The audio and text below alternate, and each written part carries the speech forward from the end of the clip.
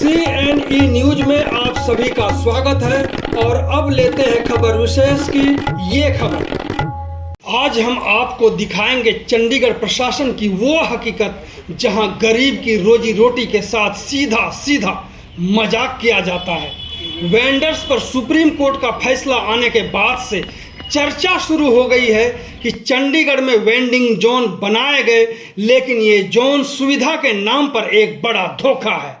ऐसे स्थानों पर वेंडिंग जोन बना दिए गए हैं जहां आसपास जंगल, सुनसान इलाके हैं, जहां ग्राहक आ ही नहीं सकता। अब ये सवाल है कि जब ग्राहक ही नहीं आएगा तो ये छोटे दुकानदार पेट क्या पालेंगे? खाक इन जोनों में ना पीने का पानी है, ना शौचालय और ना ही धूप बारिश से बचने के लिए छत। सबसे बड़ी बात है कि सुप्रीम कोर्ट साफ कह चुका है कि लाइसेंसी वेंडर्स को सभी बुनियादी सुविधाएं दी जानी चाहिए, लेकिन यहाँ तो कोर्ट के आदेशों की भी खुलेआम अनदेखी और धज्जियां उड़ाई जाती हैं। पिछले दिनों कुछ वेंडर्स गवर्नर गुलाब चंद कटारिया से मिले और गुहार लगाई। इसके बाद नगर निगम के joint commissioner Himanshu Gupta sector 15 vending zone का दौरा करने भी पहुंचे, लेकिन इसके बाद वही हुआ ढाक के 3 पार। क्या इन्हें इन गरीबों की भूख, उनके बच्चों का भविष्य कुछ भी नहीं दिखाई देता? हालात इतने बदतर हैं कि ये वेंडर्स अपमान झेलने को भी मजबूर हैं। लोग उन लोगों पर झूठे आरोप लगाते हैं।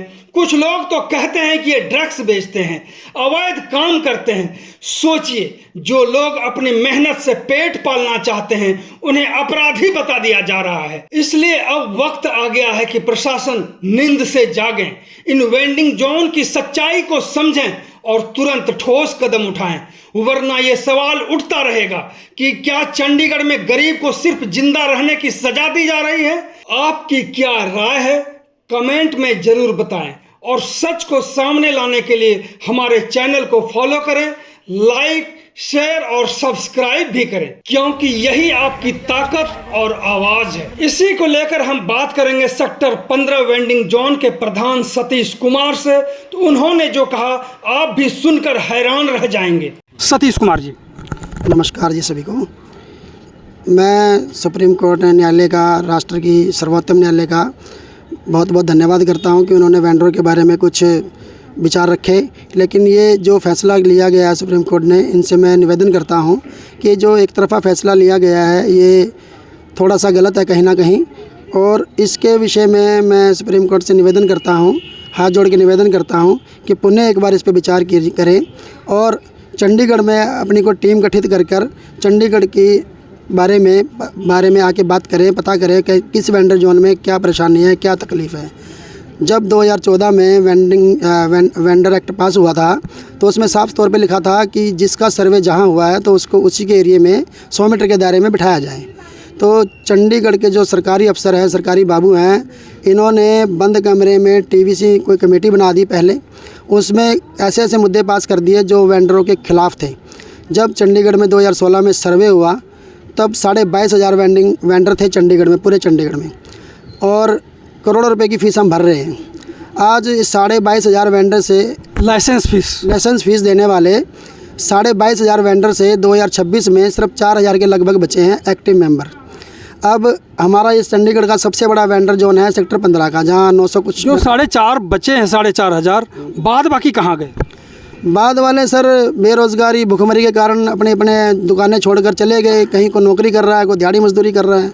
इसका मुख्य कारण यही था जो चंडीगढ़ म्यूनसिपल कॉरपोरेशन ने गलत वेंडिंग जोन बनाए, ऐसी जगह बनाए जो जंगलों में, जहाँ पर कोई भी पशु पक्षी भी नहीं जाता, वहाँ पर इंसान कैसे जाएगा, वहाँ पे काम कैसे करेगा? जंगलों में मेरे पास सबकी फ़ोटोएँ हैं, सबकी इमेज। मेरा मतलब यही मानना है कि जैसे सेक्टर 15 में 950 बंदों को जगह लाट हुई, 950 बंदे वेंडर को जगह लाट हुई, लेकिन अभी यहाँ पे 400 वेंडर रह गए हैं। इसका मुख्य कारण यही है कि एक तरफ स्कूल है, एक तरफ हमारा इधर कॉलेज है 15 में, और बीच में हमारे को बिठा दिया जहाँ कोई रोज़गार नहीं है, भुखमरी है।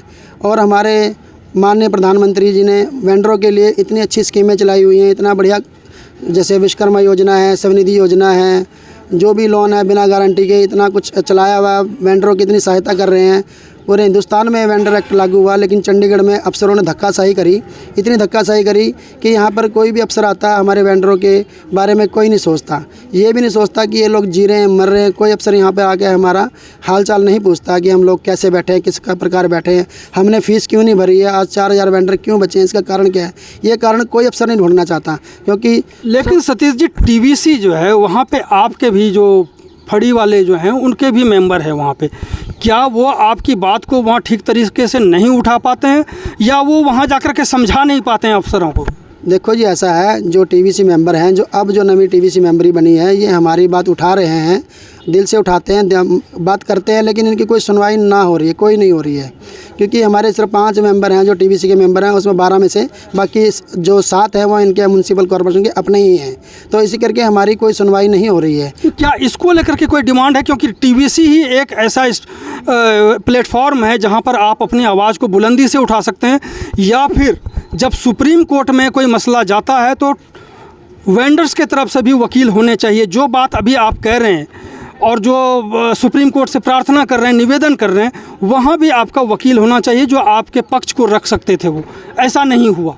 ऐसा इसलिए नहीं हुआ ना कि सर हम लोग गरीब आदमी हैं, हमारे से अपनी 2-3 हज़ार रुपये फ़ीस नहीं भरी जा रही, तो सुप्रीम कोर्ट में वकील हम कैसे खड़ा करेंगे? वहाँ पे इतने महंगे वकील का हमारा बजट नहीं है, हम कैसे करेंगे वो सब काम? तो इसलिए मेरे पास कुछ फ़ोटो हैं जो मैं सुप्रीम कोर्ट से निवेदन करना चाहता हूँ, हाथ जोड़ के निवेदन करना चाहता हूँ, ये इमेज देखें और अपनी एक टीम बनाएं जो चंडीगढ़ में भेजें, निरीक्षण करें कि वाकई वेंडिंग जोन सही जगह बने हैं, क्या वेंडरों को सही जगह दी है, क्या मूलभूत सुविधा दी है, इनके साथ अन्याय हुआ है तो क्यों हुआ है, 22,500 वेंडर से 4,000 क्यों बचे, किस कारण बचे हैं। जंगलों में वेंडिंग जोन बनाओगे तो कौन काम करेगा? कोई नहीं करेगा। फिर आप लोगों ने कोई ऐसा स्टडी करी है कि जहां वेंडिंग जोन बना करके और अच्छी सुविधाएं मिली हो, जहां लोग भी जाते हों, ख़रीदारी भी करते हों? कोई इस तरह से वेंडिंग जोन कहीं देखा है आप लोगों ने? जी सर, बिल्कुल देखा है। मैं 22 अप्रैल को हमारे गवर्नर साहब जी के पास गया था, अपनी पूरी शिकायतें लेके, पूरी फाइल लेके, वेंडरों के बारे में सारी बात लेकर उनके पास गया था। उन्होंने हमारी बात सुनी, बड़े मन से सुनी, अच्छे मन से सुनी और हमारी सहायता करी। वहाँ से फ़ोन किया कमिश्नर साहब को, तो उन्होंने फ़ोन करके मुझे बुलाया कि बताइए आपकी जगह कहाँ है। तो मैंने उनको सेक्टर 22 में भी कुछ जगह ऐसी दिखाई कि 22 वाले 100-150 आदमी है, वो 22 बैठ जाएँ, 17 वाले 17 में बैठ जाएँ, 19 वाले 19 बैठ जाएँ, क्योंकि यहाँ 6-7 मार्केटें हैं। इतनी बड़ी मार्केट इसलिए है क्योंकि चंडीगढ़ के जितने भी बचे हुए वेंडर थे ड्रॉ निकलने के बाद, जो सब यहाँ पर रजिस्टर कर दिए गए, 700-800 वेंडरों को जगह दे दी गई। कोई 22 से आया, कोई 19 से आया, कोई 17 से आया। तो गवर्नर साहब ने क्या कहा? गवर्नर साहब ने हमारी फ़ाइल ले ली और मार्क करके कमिश्नर साहब को ऑर्डर किए। देखो, अब कमिश्नर साहब ने हमारे को एक बार बुलाया था मिलने और हमारे साथ घूमे, निरीक्षण किया जगह का। तो उसके बाद सिर्फ एक ही दिन रिस्पांस आया, उसके बाद से उन्होंने आज तक हमें ना बुलाया। ये कब आए थे कमिश्नर साहब? 22 अप्रैल को ही आए थे जी, 22 अप्रैल 2026 को ही आए थे, जिस दिन गवर्नर साहब के पास गया मैं।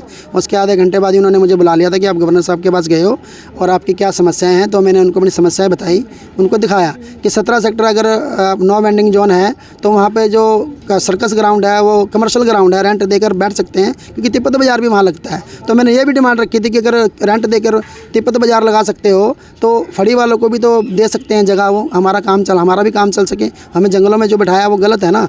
आप समझ सकते हैं कि गवर्नर साहब ने अमित कुमार जो कमिश्नर हैं नगर निगम के, उनको कहा था और वो यहाँ पर दौरा करने के लिए आए कि समस्याएं क्या क्या हैं वो देखने के लिए। 22 अप्रैल को बता रहे हैं, लेकिन 22 अप्रैल के बाद कमिश्नर साहब कहाँ हैं, उनकी सुविधाएं कहाँ हैं और गवर्नर साहब का ऑर्डर का क्या हुआ, इसका किसी के पास जानकारी नहीं है। हमें लगता है कि कमिश्नर के पास भी ये जानकारी नहीं होगी कि 22 को जो आपने किया उसका क्या हुआ। जी, जो इन्फोर्समेंट डिपार्टमेंट है वो जॉइंट कमिश्नर हिमांशु गुप्ता जी के पास है, वो अपनी टीम लेकर आए थे। सुपरिटेंडेंट सुलदत भी साथ में आए थे और एरिया इंस्पेक्टर भी आया था। सारे उन्होंने जगह देखी हमारे से। अभी आपने कहा कि कमिश्नर भी आए थे? कमिश्नर आए थे, जॉइंट कमिश्नर साहब आए थे, हिमांशु गुप्ता जी। कमिश्नर नहीं, कमिश्नर अमित कुमार नहीं आए थे, जॉइंट कमिश्नर हिमांशु गुप्ता आए थे। जी, तो उन्होंने निरीक्षण किया, फिर बस एक ही दिन निरीक्षण किया, उसके बाद हमारे पास कोई जवाब नहीं आया, कोई फ़ोन नहीं आया, कहाँ तक कार्रवाई पहुंची कुछ नहीं पता लग रहा। हम तो परेशान हैं, बहुत ज़्यादा परेशान हैं। अब 2019 में जब वेंडिंग जोन में शिफ्ट किया गया तो 22,500 वेंडरों को करा गया। अब घट घट कर बेरोजगारी इतनी आ गई, 4,000 रह गए। मुझे लगता है आने वाले 2-4 साल में चंडीगढ़ से वेंडरी ख़त्म हो जाएगा, कि जिस प्रकार जंगलों में जगह दी गई है तो वहाँ पर काम नहीं है, तो जो बच्चे कुचे हैं ये भी चले जाएंगे। इनका गुजारा इसलिए हो रहा है, जो प्रधानमंत्री ने स्कीम निकाली स्वनिधि योजना, उससे लोन लेकर अपनी फ़ीस भर रहे हैं। जब वो लोन भी नहीं दिया जाएगा तो बेचारे कहाँ जाएंगे, दिहाड़ी मजदूरी करेंगे। तो आपने समझ लिया होगा कि फड़ी वालों की दिक्कतें क्या हैं। जगह कहाँ मिली, वहाँ कोई जाने वाला नहीं, और जहाँ काम पर बैठे हैं वहाँ चिड़िया भी नहीं आने वाली है। जी ये देखिए मेरे पास कुछ इमेज हैं। ये सेक्टर 16 का वेंडिंग जोन है, इसमें कोई वेंडर नहीं बैठा। यहाँ पे देखो कैसे हालात हैं, ठीक है जी। ये सेक्टर 30D का वेंडिंग जोन है। यहाँ पे शोरूम वालों ने साइकिल स्टैंड बनाया हुआ, पार्किंग बनाई हुई है, कोई वेंडर नहीं बैठा। कहाँ जाएंगे यहाँ से लोग, ठीक है जी। ये सेक्टर 53 का वेंडर जोन है, जो पूरा जंगल है जी। यहाँ पर कोई पशु पक्षी भी नहीं दिख रहा, तो वेंडर कैसे बैठेंगे यहाँ पर, ठीक है जी। ये देखिए ये 16 का वेंडर जोन है, इसमें भी कोई वेंडर नहीं है, कारण कि रोज़गार नहीं है। ऐसी जगह पे दे दिया गया है जहाँ पर कोई रोज़गार नहीं है। ये मुलोया का वेंडर जोन है, देखो पूरा खाली पड़ा है। कैसे इसमें काम चलेगा, कुछ भी नहीं हो पाएगा इसका। देखिए जी एक वेंडिंग जोन ये आ गया जी, यहाँ भी पूरा खाली है जी। देखो 46 वेंडिंग जोन बनाए गए थे पूरे चंडीगढ़ में, सिर्फ 5-7 वेंडिंग जोन छोड़ के बाकी पूरे वेंडिंग जोन जितने भी पड़े हैं 35-36 वेंडिंग जोन जो भी पड़े हैं बकाया, वो सब ठप हैं जी, बेरोज़गार हैं, जंगल हैं। अब मैं चाहता हूँ जैसे कि भारत देश में अटल मार्केट है, अटल समृद्धि वेंडर मार्केट है रांची में, देखिए जी उसकी इमेज है। ये भी देखो झारखंड में बनी है मार्केट। ये इसको इतना अच्छा वेंडिंग जोन बना कर दिया गया है कि लोग खुश हैं यहाँ पर, ताकि अगर आज हम हैं जिंदा तो हम कर रहे हैं काम, कल को हमारे बच्चे ऐसे काम फुटपाथ पर कैसे करेंगे, जंगलों में कैसे काम करेंगे। हम तो जैसे तैसे कर्जा लेके काम चला रहे हैं अपना। अब देखिए ये एशिया की सबसे बड़ी मार्केट है, महिला मार्केट, लेडीज़ मार्केट है। यहाँ 5000 वेंडर बैठे हुए। ये मणिपुर का है जी, ये मणिपुर में वेंडिंग जोन है जहाँ पे सिर्फ लेडीज़ काम करती है। 5000 से ज़्यादा लेडीज़ बैठती हैं। ये भी एक वेंडर जोन है, कितना अच्छा बना, जो अपना काम कर सकते हैं। आंधी तूफान बारिश से बचने के लिए छत है। हमारे साथ क्या गया देखो आप, यहाँ पे कितना बुरा हाल है।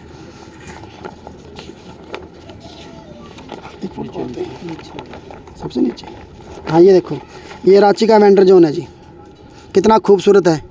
आंधी तूफान बारिश में बचने के लिए छत है, लाइट है, पानी है, हर चीज़ है। तो हमारे साथ भेदभाव क्यों, हम भी तो हिंदुस्तान के लोग हैं और फीस भर रहे हैं। 12 करोड़ रुपए साल का भर रहे हैं हम लोग।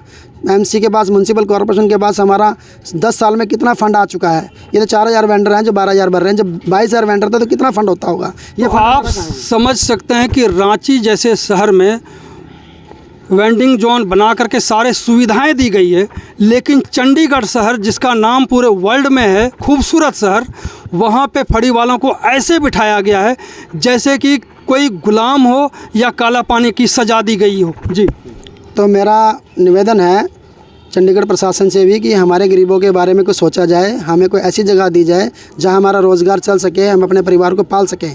और हाथ जोड़ के निवेदन है सुप्रीम कोर्ट से, हाथ जोड़ के निवेदन है सुप्रीम कोर्ट से कि हमारे इस मामले में संज्ञान लें और अपनी को कमेटी बनाएं, चंडीगढ़ भेजें और जितने वेंडिंग जोन है उनका निरीक्षण करें। क्या वाकई हमारे साथ ये जो चंडीगढ़ प्रशासन कर रहा है, चंडीगढ़ के सरकारी अफसर, सरकारी बाबू बैठे हैं अपने ऑफिस में, ये हमारे साथ ये अच्छा कर रहे हैं, बुरा कर रहे हैं। प्लीज़ एक बार हाथ जोड़ के रिक्वेस्ट है सुप्रीम कोर्ट से, न्यायालय से, कि हमारे बारे में भी कुछ सोचा जाए, इनके बारे में भी सोचा जाए जो जिल्लत की ज़िंदगी जीने के लिए मजबूर हैं। और ये सभी लाइसेंसी फड़ी वाले हैं, ऐसा नहीं कि ये अवैध लोग हैं। बहुत बहुत धन्यवाद बात करने के लिए। नमस्कार, आपका बहुत बहुत धन्यवाद जी। CNE न्यूज़ के साथ बने रहने के लिए आप सभी का बहुत बहुत धन्यवाद।